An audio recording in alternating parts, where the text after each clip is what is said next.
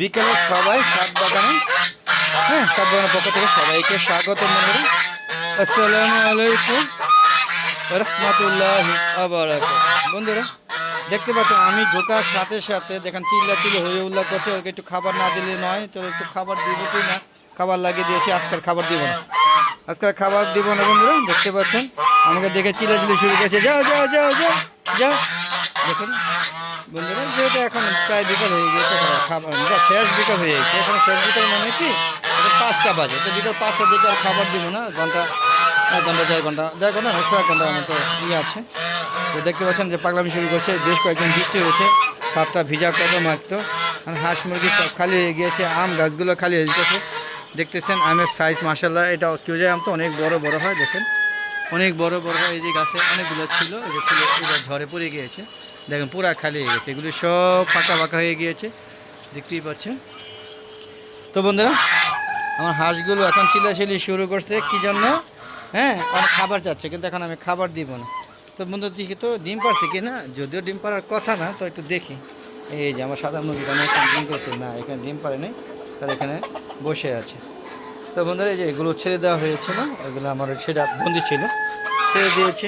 আর ছেড়ে প্রচুর মরক মুরগি মারা যাচ্ছে।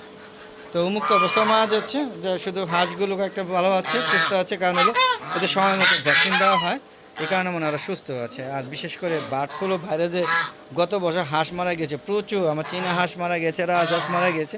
এবার সেটাকে নিয়ন্ত্রণ করতে পেরেছি। তাও দিয়ে একটা অসুস্থ হয়ে গিয়েছিল, কিন্তু নিয়ন্ত্রণ করতে পেরেছি ভ্যাকসিনের মাধ্যমে। কিন্তু বাস্তবে এগুলো বাকি যে মোরগ মুরগিগুলো এইগুলো রাখতে পারি না, এবার অনেক ক্ষতি হয়েছে। তা আদৌ মোরগ মুরগি আর পালবো কিনা সেটা নিয়ে আমার ভাবার আছে। যা আছে এই সব সরঞ্জাম নিয়ে আপনাকে ভিডিও দিব আপনাদের সাথে। আর আপনারা বলবেন যে আর মুরগি পালবো কিনা, যদি বলেন আমার সাথে কমেন্ট করেন যে না ঠিক আছে আবারও ওঠান, তো চেষ্টা করে দেখতে পারি। তবে কী করবো, আবারও আনছিলাম 50টা মিশরি ফার্মি মুরগি এবং টাইগার মুরগি আনছিলাম 10টা, টোটাল 60টা।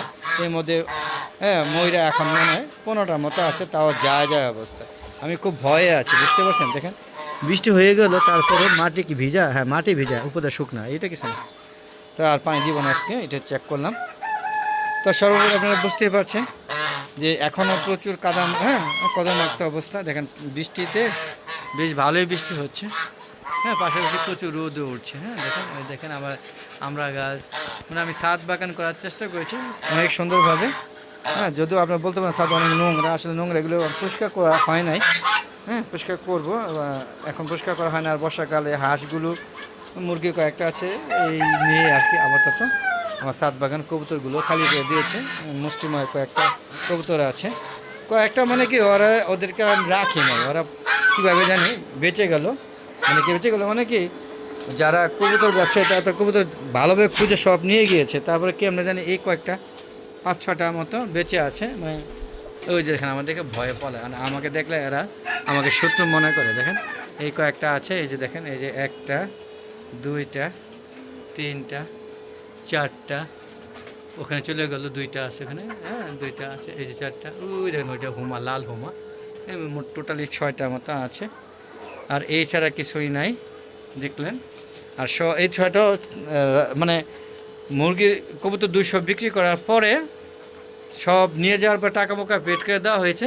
ওই দেখেন একটা, ওই দেখেন এই 6টা সব পেট করে দেওয়ার পরে আরও কুড়িয়ে, দেখছেন, কুড়িয়ে আরও মানে কি খুঁজে আরও 15-20টা মতো নিয়ে গেছে। এগুলো একটা টাকাও দেয় না, বিনামূল্যে নিয়ে গেছে। আর এই 6টা পায় নাই, থাকলে এটিও নিয়ে যেত। এটা কোথায় যে ছিল আল্লাহ পাক জানে, পুরাভাবে খুঁজছিল।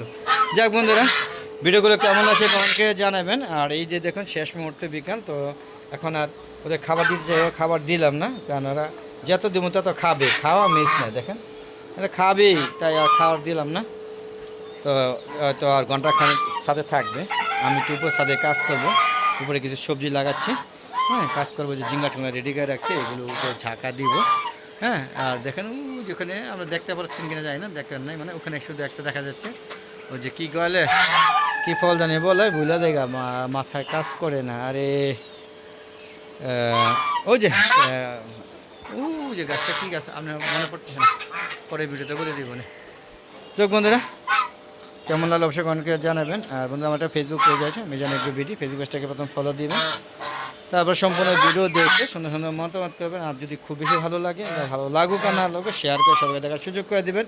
কারণ হচ্ছে ছাদ বাগানের সবাই পরিষ্কার পরিচ্ছন্ন হাঁস মুরগি লালন পালন করবে। যদিও আমার বলবেন আমরা নোংরা, আমি মেনে নিচ্ছি, সময়ের জন্য পারি না, বা অনেক হাঁস মুরগি মারা যাওয়ার পরে এখন আর ভালো লাগে না, আবার ভালো লাগবে কিছুদিন পরে আবার মনোযোগ দিব।